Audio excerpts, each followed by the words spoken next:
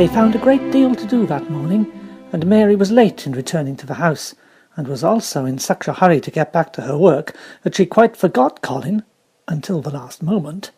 "Tell Colin I can't come and see him yet. I'm very busy in the garden." Martha looked rather frightened. Miss Mary, it may put him all out of humour when I tell him that." But Mary was not afraid of him, as other people were, and she was not a self-sacrificing person. "I can't stay. Dickon's waiting for me."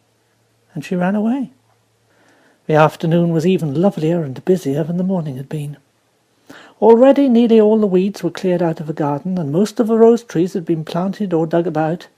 Dickon had brought a spade of his own, and he had taught Mary to use all her tools, so that by this time it was plain that though the lovely wild place was not likely to become a gardener's garden, it would be a wilderness of growing things before the springtime was over. "There'll be apple blossoms and cherry blossoms overhead," said Dickon, working away with all his might. "And there'll be peach and plum trees in bloom against walls, and the grass'll be a carpet of flowers." The little fox and the rook were as happy and as busy as they were, and the robin and his mate flew backwards and forwards like tiny streaks of lightning. Sometimes the rook flapped his black wings and soared away over the tree-tops in the park. Each time he came back and perched near Dickon and cawed several times as if he were relating his adventures, and Dickon talked to him just as if he had been talking to the robin.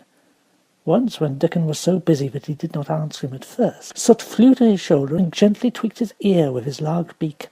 When Mary wanted to rest a little, Dickon sat down with her under a tree, and once he took his pipe out of his pocket and played the soft, strange little notes, and 2 squirrels appeared on the wall, and looked and listened. "That's a good bit stronger than there was. That's beginning to look different for sure." "I'm getting fatter and fatter every day. Mrs. Medlock will have to get me some bigger dresses. Martha says my hair is growing thicker. It isn't so flat and stringy." The sun was beginning to set and sending deep gold-coloured rays slanting under the trees when they parted. "It'll be fine tomorrow. I'll be at work by sunrise." "So will I."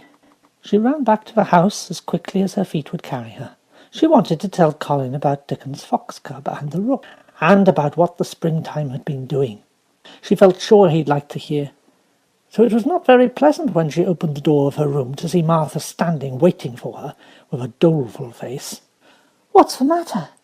What did Colin say when you told him I couldn't come?" I wish that'd gone. He was nigh going into one of his tantrums. There's been a nice to-do all afternoon to keep him quiet. He would watch the clock all the time." Mary's lips pinched themselves together. She was no more used to considering other people than Colin was, and she saw no reason why an ill-tempered boy should interfere with the things she liked best. She knew nothing about the pitifulness of people who had been ill and nervous, and who did not know that they could control their tempers and need not make other people ill and nervous too. When she had had a headache in India, she had done her best to see that everybody else had a headache too, or something quite as bad, and she felt she was quite right. But, of course, now she felt that Colin was quite wrong. He was not on his sofa when she went into his room. He was lying flat on his back in bed, and he did not turn his head towards her as she came in. This was a bad beginning, and Mary marched up to him with her stiff manner. "Why don't you get up?" "I did get up this morning, when I thought you were coming. I made them put me back in bed this afternoon. My back ached, and my head ached, and I was tired." "Why didn't you come?" "I was working in the garden with Dickon." Colin frowned and condescended to look at her. "I won't let that boy come here if you go away and stay with him, instead of coming to talk to me." Mary flew into a fine passion. She could fly into a passion without making a noise.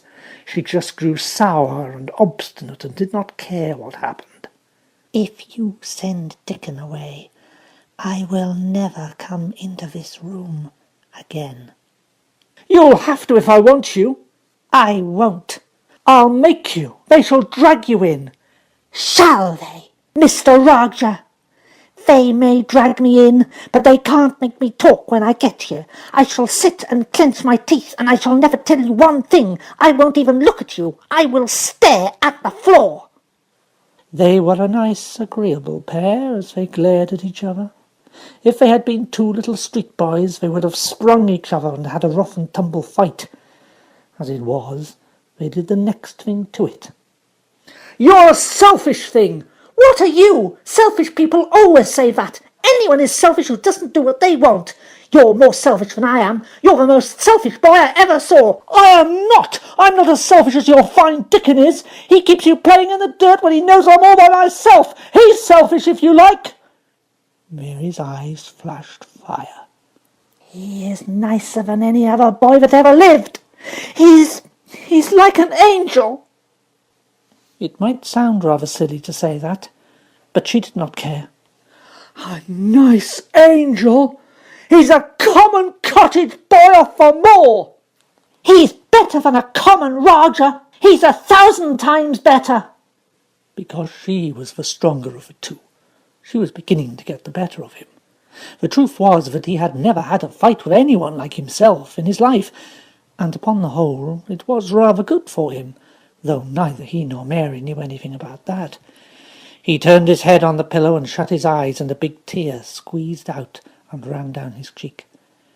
He was beginning to feel pathetic and sorry for himself, not for anyone else. "I'm not as selfish as you, because I'm always ill, and I'm sure there's a lump coming on my back, and I'm going to die besides." "You're not."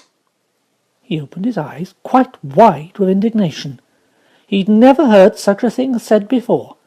He was at once furious and slightly pleased, if a person could be both at the same time. "I'm not. I'm not. I am. You know I am. Everybody says so." "I don't believe it. You just say that to make people sorry. I believe you're proud of it. I don't believe it. If you were a nice boy, it might be true, but you're too nasty." In spite of his invalid back, Colin sat up in bed in quite a healthy rage. "Get out of the room!" He caught hold of his pillow and threw it at her. He was not strong enough to throw it far, and it only fell at her feet, but Mary's face looked as pinched as a nutcracker. "I'm going, and I won't come back." She walked to the door, and when she reached it, she turned round and spoke again. "I was going to tell you all sorts of nice things. Dickon brought his fox and his rook, and I was going to tell you all about them. Now I won't tell you a single thing." She marched out of the door and closed it behind her. And there, to her great astonishment, she found the trained nurse standing as if she'd been listening, and more amazing still, she was laughing. She was a big, handsome young woman, who ought not to have been a trained nurse at all, as she could not bear invalids, and she was always making excuses to leave Colin to Martha, or anyone else who would take her place. Mary had never liked her, and she simply stood and gazed up at her as she stood giggling into her handkerchief. "What are you laughing at?" "At you two young ones. It's the best thing that could happen to that sickly, pampered thing to have someone stand up to him that's as spoiled as himself. Oh, if he'd had a young vixen of a sister to fight with, it would have been a saving of him." "Is he going to die?" "I don't know, and I don't care. Hysterics and temper are what ails him." "What are hysterics?" "Oh, you'll find out if you work him into a tantrum after this. At any rate, you've given him something to have hysterics about. I'm glad of it." Mary went back to her room, not feeling at all as she had felt when she came in from the garden. She was cross and disappointed, but not at all sorry for Colin. She had looked forward to telling him a great many things, and she had meant to try and make up her mind whether it would be safe to trust him with the secret garden. She'd been beginning to think it would be, but now she'd changed her mind entirely. She would never tell him, and he could stay in his room and never get any fresh air and die. If he liked, it would serve him right. She felt so sour and unrelenting that for a few minutes she almost forgot about Dickon and the green veil creeping over the world, and the soft wind blowing down from the moor. Martha was waiting for her, and the trouble in her face had been temporarily replaced by interest and curiosity. There was a wooden box on the table, and its cover had been removed, and revealed that it was full of neat packages. "Mr. Craven sent it for thee. It looks as though it's got picture books in it." Mary remembered what he had asked her on the day she'd gone to his room. "Do you want anything? Dolls? Toys? Books?" She opened the package, wondering if he'd sent a doll, and also wondering what she would do with it if he had. But he had not sent one. There were several beautiful books such as Colin had, and 2 of them were about gardens and were full of pictures. There were 2 or 3 games, and there was a beautiful little writing case with a gold monogram on it, and a gold pen and inkstand. Everything was so nice that her pleasure began to crowd her anger out of her mind. She had not expected him to remember her at all, and her hard little heart grew quite warm. "I can write better than I can print, and the first thing I shall write with that pen will be a letter to tell him how I am much obliged." If she had been friends with Colin, she would have run to show him the present at once, and they would have looked at the pictures, and read some of the gardening books, and perhaps tried playing the games, and he would have enjoyed himself so much he would never once have thought he was going to die, or have put his hand on his spine to see if there was a lump coming. He had a way of doing that which she could not bear. It gave her an uncomfortable, frightened feeling, because he always looked so frightened himself. He said that if he felt even quite a little lump some day, he should know his hunch had begun to grow. Something he had heard Mrs. Medlock whispering to the nurse had given him the idea, and he thought it over in secret until it was quite firmly fixed in his mind. Mrs. Medlock had said that his father's back had begun to show in its crookedness in that way when he was a child. He had never told anyone but Mary that most of his tantrums, as they called them, grew out of this hysterical, hidden fear. Mary had been sorry for him when he told her. "He always began to think about it when he was cross or tired, and he's been cross today. Perhaps he's been thinking about it all afternoon." She stood looking at the carpet and thinking. "I said I would never go back again." She hesitated, knitting her brows. "But perhaps, just perhaps, I will go and see, if he wants me, in the morning. Perhaps he'll try to throw his pillow at me again. But I think I'll go."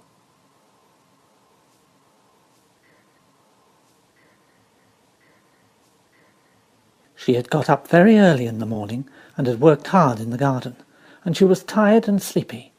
So as soon as Martha had brought her supper and she had eaten it, she was glad to go to bed. As she laid her head on the pillow, she murmured to herself, "I'll go out before breakfast and work with Dickon, and then afterwards, I believe, I'll go and see him."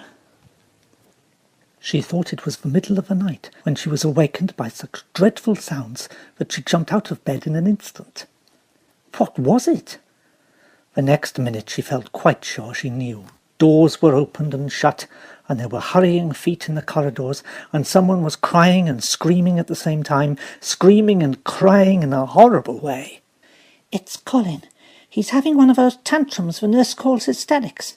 How awful it sounds." As she listened to the sobbing screams, she did not wonder that people were so frightened that they gave him his own way in everything rather than hear them. She put her hands over her ears and felt sick and shivering. "I don't know what to do. I don't know what to do. I can't bear it." Once she wondered if he would stop, if she dared go to him.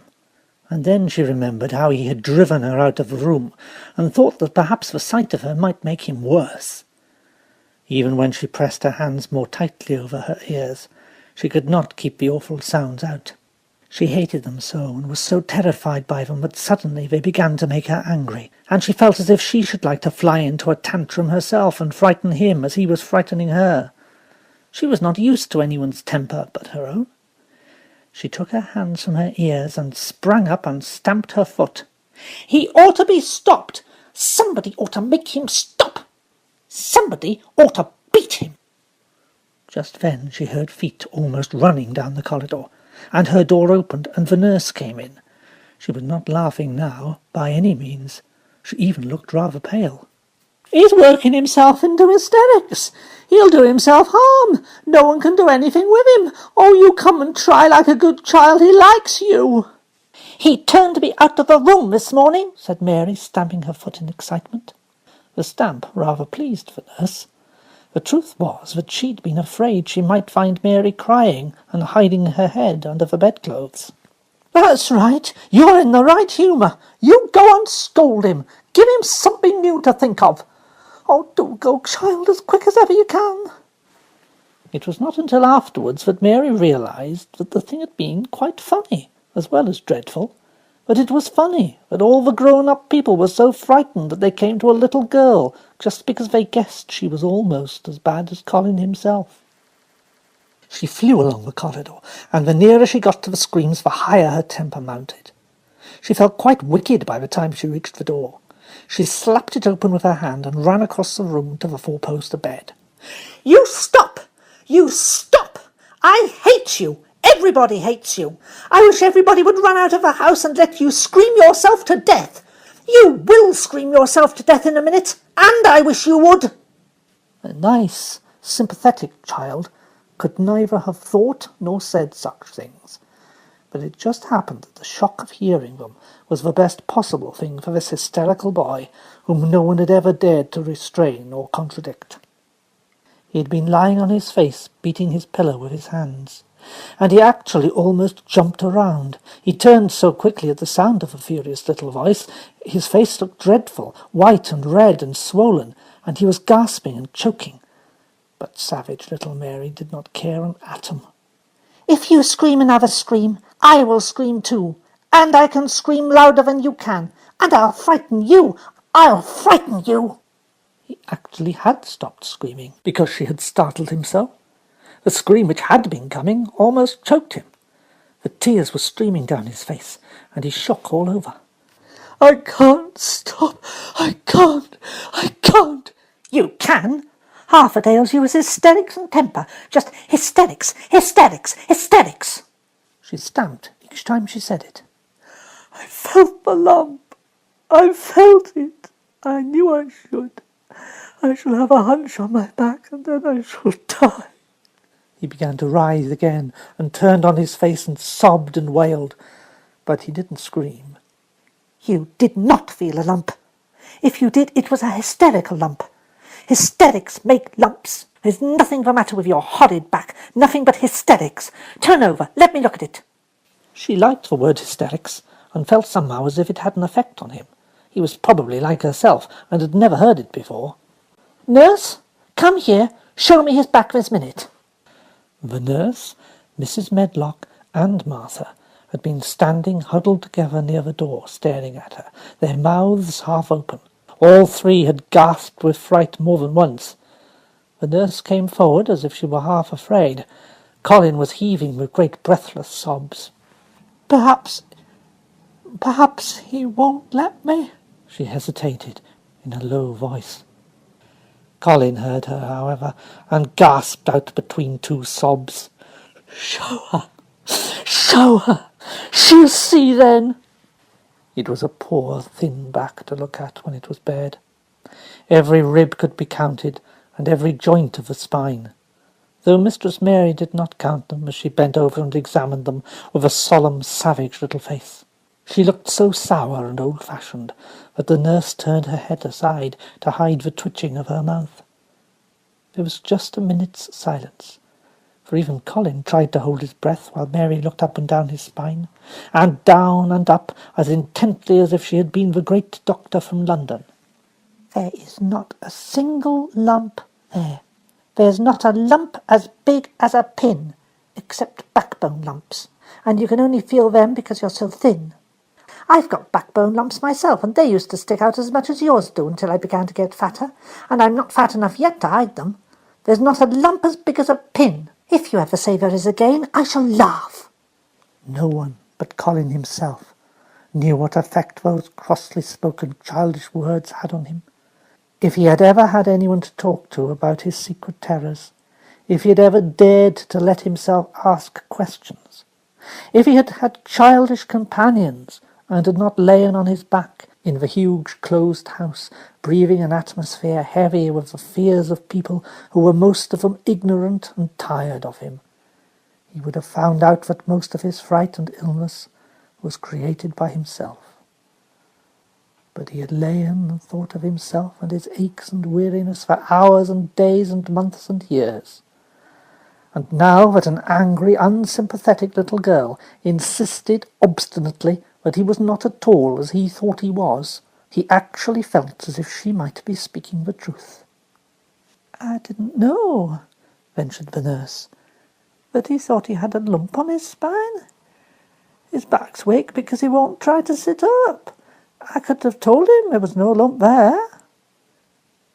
Colin gulped and turned his face a little to look at her. Could you?" "Yes, sir." "There." And Mary gulped too. Colin turned on his face again, and but for his long-drawn, broken breaths, which were the dying down of his storm of sobbing, he lay still for a minute, though great tears streamed down his face and wet the pillow. Actually, the tears meant that a curious great relief had come to him. Presently he turned and looked at the nurse again, and strangely enough he was not like a Rajah at all as he spoke to her.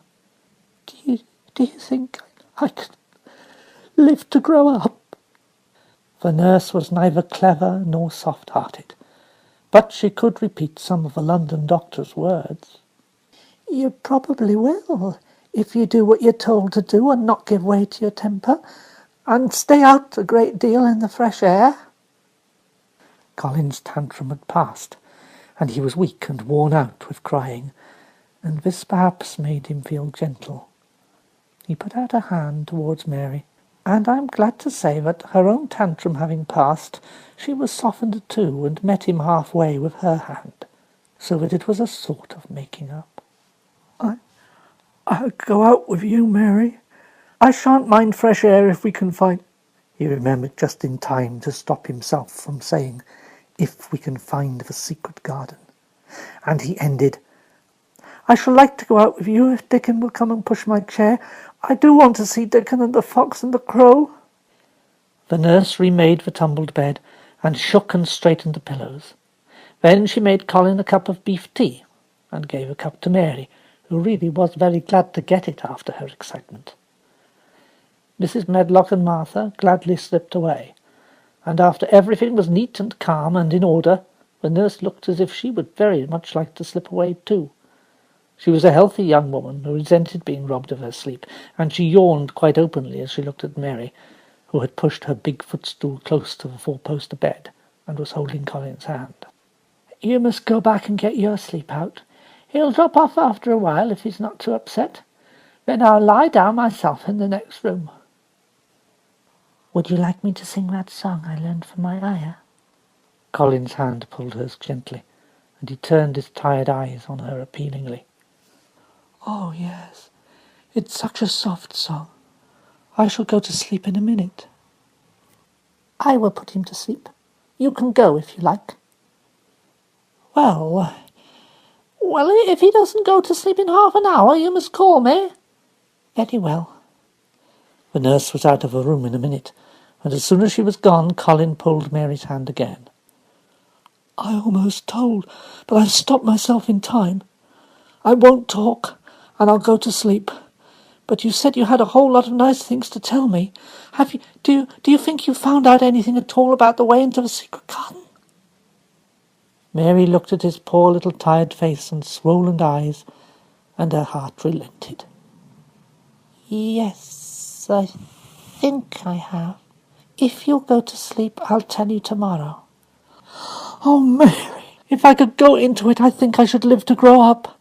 Do you suppose instead of singing the ayah's song you could tell me, just as softly as you did that first day, what you imagine it looks like inside? I'm sure it'll make me go to sleep." "Yes, shut your eyes." He closed his eyes and lay quite still, and she held his hand and began to speak very slowly and in a very low voice. "I think it has been left alone so long that it has grown into a lovely tangle. I think the roses have climbed and climbed and climbed until they hang from the branches and walls and creep over the ground, almost like a strange grey mist. Some of them have died, but many are alive, and when the summer comes, there'll be curtains and fountains of roses. I think the ground is full of daffodils and snowdrops and lilies and iris, working their way out of the dark. Now the spring has begun. Perhaps. The soft drone of her voice was making him stiller and stiller, and she saw it and went on. Perhaps they are coming up through the grass. Perhaps there are clusters of purple crocuses and gold ones, even now. Perhaps the leaves are beginning to break out and uncurl, and perhaps the grey is changing, and a green gauze veil is creeping and creeping over everything. And the birds are coming to look at it because it's so safe and still, and perhaps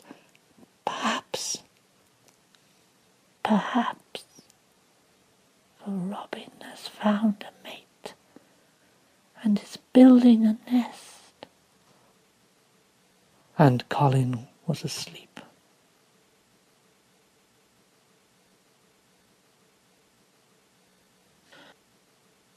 Of course, Mary did not waken early the next morning. She slept late because she was tired. And when Martha brought her breakfast, she told her that though Colin was quiet, he was ill and feverish, as he always was after he'd worn himself out with a fit of crying. Mary ate her breakfast slowly as she listened. He says he wishes thou would please go and see him as soon as thou can. It's queer what a fancy he's took to thee. Thou'd have give it him last night for sure, didn't thou? Nobody else would have dared to do it. Poor lad. He's been spoilt till salt wouldn't save him. Mother says as though the worst things as can happen to a child is never to have his own way, or always to have it. She doesn't know which is worst. I was in a fine temper thyself too, but he says to me when I go into his room, please ask Miss Mary if she'll come and talk to me. Think of him saying please. Will you go, miss? I'll run and see Dickon first. No, I'll go and see Colin first and tell him. I know what I'll tell him. She had her hat on when she appeared in Colin's room, and for a second he looked disappointed. He was in bed, and his face was pitifully white, and there were dark circles round his eyes. "I'm glad you came. My head aches, and I ache all over because I'm so tired. Are you going somewhere?" Mary came and leant against the bed. I won't be long. I'm going to Dickon, but I shall come back. Colin, it's something about the secret garden. His whole face brightened, and a little colour came into it. "Oh, is it? I dreamt about it all night. I heard you say something about grey changing into green, and I dreamed I was standing in a place all filled with trembling little green leaves, and there were birds on nests everywhere, and they looked so soft and still. I lie and think about it till you come back." In 5 minutes Mary was with Dickon in the garden. The fox and crow were there with them again, and this time he'd brought 2 tame squirrels. "I came on pony this morning. He's a good little chap, Jump is. I brought these 2 in my pockets. This one here's called Nut, and this here other one is called Shell." When he said Nut, one squirrel leaped onto his right shoulder, and when he said Shell, the other one leaped onto his left shoulder. When they sat down on the grass, with Captain curled at their feet, Soot solemnly listening on a tree, and Nut and Shell nosing about close to them, it seemed to Mary that it would scarcely be bearable to leave such delightfulness. But when she began to tell her story, somehow the look in Dickon's funny face gradually changed her mind. She could see he felt sorrier for Colin than she did. He looked up at the sky and all about him. "Just listen to them birds. The world's full of 'em, whistling and piping. Look at 'em darting about and hearken at 'em calling to each other. Come springtime, seems like the whole world's calling. The leaves is uncurling, and I can see 'em. My word, the nice smells there is about." He sniffed with his happy turned-up nose. "And there's that poor lad lying shut up and seeing so little that he gets to thinking of things that sets him screaming. Hey, my mum would get him out, yeah. My mum would let him go watching and listening and sniffing up in the air and letting him get soaked right through with sunshine. Oh, we munnot lose no time about it. When he was very much interested, he often spoke quite broad Yorkshire, though at other times he tried to modify his dialect so that Mary could better understand. But she loved his broad Yorkshire, and had in fact been trying to learn to speak it herself, so she spoke a little now. Aye, that we mun. Which means, yes indeed, we must. I'll tell thee what us'll do first. Dickon grinned, because when the little wench tried to twist her tongue into speaking Yorkshire, it amused him very much. He's took a greatly fancy to thee. He wants to see thee, and he wants to see Soot and Captain. When I go back to the house to talk to him, I'll ax him if I canna come and see him tomorrow morning, and bring the creatures with thee, and then, in a bit, when there's more leaves out and happen a bud or two, we'll get him to come out, and thou shall push him in his chair, and we'll bring him here and show him everything.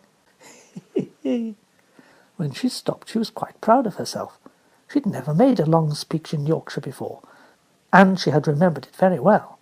I mun talk a little more Yorkshire like that to Mr. Colin. They'll make him laugh. There's nowt as good for ill folk as laughing is. Mother says she believes there's half an hour's good laugh every morning at cure a chap as was making ready for typhus fever. I'll talk Yorkshire to him this very day, said Mary, chuckling herself. The garden had reached the time when every day and every night it seemed as if magicians were passing through it, drawing loveliness out of the earths and the boughs with wands. It was hard to get away and leave it all, particularly as Nut had actually crept onto her dress, and Shell had scrambled down the trunk of the apple tree they'd sat under, and stayed there looking at her with inquiring eyes. But she went back to the house, and when she sat down close to Colin's bed, he began to sniff as Dickon did, though not in such an experienced way. You smell like flowers and fresh things. What is it you smell of? It's cool and warm and sweet all at the same time. It's the wind from the moor. It comes a-sitting on the grass under a tree with Dickon and with Captain and Soot and Nut and Shell. It's for springtime out of doors and sunshine so smells so greatly. She said it as broadly as she could, and you do not know how broadly Yorkshire sounds until you've heard someone speak it. Colin began to laugh. What are you doing? I never heard you talk like that before. How funny it sounds. I'm giving thee a bit of Yorkshire. I cannot talk as gravely as Dickon does, and Arthur can, but thou sees I can shape a bit. Doesn't thou understand a bit of Yorkshire when thou hears it? When thou hears it, and thou a Yorkshire lad thysel, bred and born? I wonder thou'rt not ashamed of thy face. And she began to laugh too, and they both laughed until they could not stop themselves, and they laughed until the room echoed, and Mrs. Medlock, opening the door to come in, drew back into the corridor and stood listening, amazed. Well, upon my word, she said, speaking quite broad Yorkshire herself, because there was no one to hear her, and she was so astonished. Whoever heard the like? Whoever on earth would have thought it? There was so much to talk about. It seemed as if Colin could never hear enough of Dickon and Captain and Soot and Nut and Shell and the pony whose name was Jump. Mary had run round into the wood with Dickon to see Jump. He was a tiny little shaggy moor pony, with thick locks hanging over his eyes, and with a pretty face and a nuzzling velvet nose. He was rather thin, with living on moor grass, but he was as tough and wiry as if the muscle in his little legs had been made of steel springs. He'd lifted his head and whinnied softly the moment he saw Dickon, and had trotted up to him and put his head across his shoulder. And then Dickon had talked into his ear, and Jump had talked back in odd little whinnies and puffs and snorts, and Dickon made him give Mary his small front hoof and kiss her on the cheek with his velvet muzzle. Does he really understand everything Dickon says? It seems he does. Dickon says anything will understand you if you're friends with it for sure, but you have to be friends for sure.